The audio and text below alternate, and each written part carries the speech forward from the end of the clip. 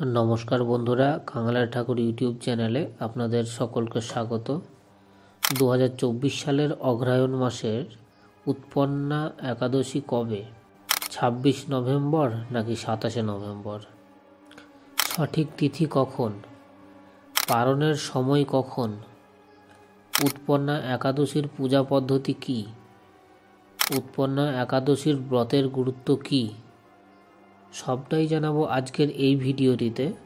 ভিডিওটি স্কিপ না করে সম্পূর্ণ দেখুন। শুধু এই ভিডিও দেখেই আপনারা উৎপন্না একাদশী সম্পূর্ণভাবে পালন করতে পারবেন। তার আগে যারা এখনও চ্যানেলটিকে সাবস্ক্রাইব করেননি তারা অবশ্যই চ্যানেলটিকে সাবস্ক্রাইব করুন নিত্য নতুন আপডেট পেতে। প্রতি মাসের শুক্লপক্ষ এবং কৃষ্ণপক্ষের একাদশী তিথির বিশেষ তাৎপর্য রয়েছে। এই বিশেষ দিনটিকে ভগবান বিষ্ণুর উপাসনার জন্য উৎসর্গ করা হয়। মার্গশীর্ষ মাসের কৃষ্ণপক্ষের একাদশী তিথিতে উৎপন্না একাদশী পালিত হয়। ধর্মীয় বিশ্বাস অনুসারে এই দিনে দেবী একাদশীর উৎপত্তি হয়েছিল। উৎপন্না একাদশীর দিন ভগবান বিষ্ণুর আরাধনা ও উপবাস করলে 1000 গরু দান করার পুণ্য পাওয়া যায়, যার ফলে প্রচুর আধ্যাত্মিক উপকার হয় এবং জীবনে সুখ সমৃদ্ধি আসে। দিক পঞ্চং অনুসারে এই বছরের 26 নভেম্বর উৎপন্না একাদশী 3টি শুভ যোগে পালিত হবে। চলুন এবার জেনে নেওয়া যাক উৎপন্না একাদশীর সঠিক তারিখ, শুভ সময়, পূজা পদ্ধতি এবং পালনের সময়কাল। উৎপন্না একাদশী কখন হয়?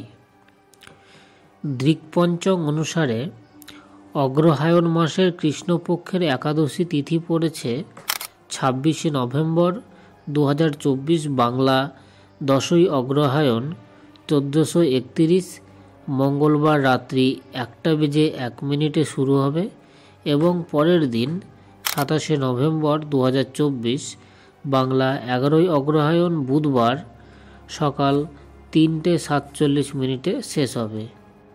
এমন পরিস্থিতিতে উদয় তিথি অনুসারে 2024 সালের 26 নভেম্বর উৎপন্না একাদশীর উপবাস পালন করা হবে।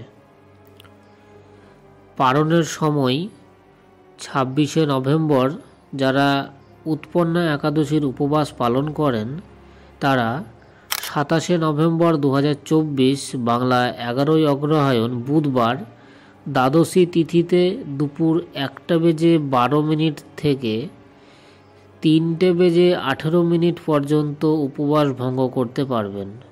বিষ্ণুকে প্রসন্ন করার জন্য এই উপবাস রাখা হয়। এই দিন উপবাস করলে মন নির্মল, শরীর সুস্থ থাকে। এর প্রভাবে জীবনে সুখ শান্তির আগমন ঘটে। সন্তান লাভ ও আরোগ্য থাকার জন্য এই একাদশীর উপবাস করা হয়। উৎপন্না একাদশীর সঙ্গে জড়িত পৌরাণিক কাহিনীও রয়েছে। পুরাণ অনুযায়ী একদা বিষ্ণু ও মূর নামক রাক্ষসের যুদ্ধ বাঁধে। ক্রমাগত যুদ্ধ করে যাওয়ার ফলে ক্লান্ত হয়ে পড়েন বিষ্ণু। তাই বদ্রিকাশ্রমে একটি গুহায় গিয়ে বিশ্রাম নিতে শুরু করেন। বিষ্ণুর পিছু নিয়ে বদ্রিকাশ্রমে পৌঁছায় মূর রাক্ষস, কিন্তু সেই গুহায় ঘুমিয়ে পড়েছিলেন বিষ্ণু। নিদ্রামগ্ন বিষ্ণুকে রাক্ষস মূর হত্যা করতে চাইলে বিষ্ণুর শরীর থেকে এক দেবীর প্রকট হন। মূর রাক্ষসের বধ করেন ওই দেবী। এতে অত্যন্ত সন্তুষ্ট হন বিষ্ণু এবং বলেন যে কৃষ্ণপক্ষের একাদশী তিথিতে আপনার জন্ম হওয়ায় আপনার নাম একাদশী রাখা হবে। সমস্ত ব্রতর মধ্যে তোমার ব্রতই শ্রেষ্ঠ হবে। আজ থেকে প্রতি একাদশীতে আমার সঙ্গে তোমার পূজা করা হবে। যে ভক্ত একাদশীর উপবাস রাখবে সে সমস্ত পাপ থেকে মুক্তি পাবে। উৎপন্না একাদশীর পূজার পদ্ধতি। উৎপন্না একাদশীর দিন সকালে ঘুম থেকে উঠে স্নান করুন। পরিষ্কার পোশাক পরে পূজা শুরু করুন। যথাযথ আচারের সাথে ভগবান বিষ্ণুর পূজা করুন। তাদের অর্পণ করুন ফল, ফুল, ধূপকাঠি অক্ষত ও নৈবেদ্য। ভগবান বিষ্ণুর মন্ত্র এবং বিষ্ণু সহস্রনাম পাঠ করুন। সন্ধ্যায় ভগবান বিষ্ণুর পূজা করুন এবং হলুদ ফল ও মিষ্টি নিবেদন করুন। পরের দিন আচার অনুসারে উপবাস ভঙ্গ করে ব্রাহ্মণদের অন্ন প্রদান করুন।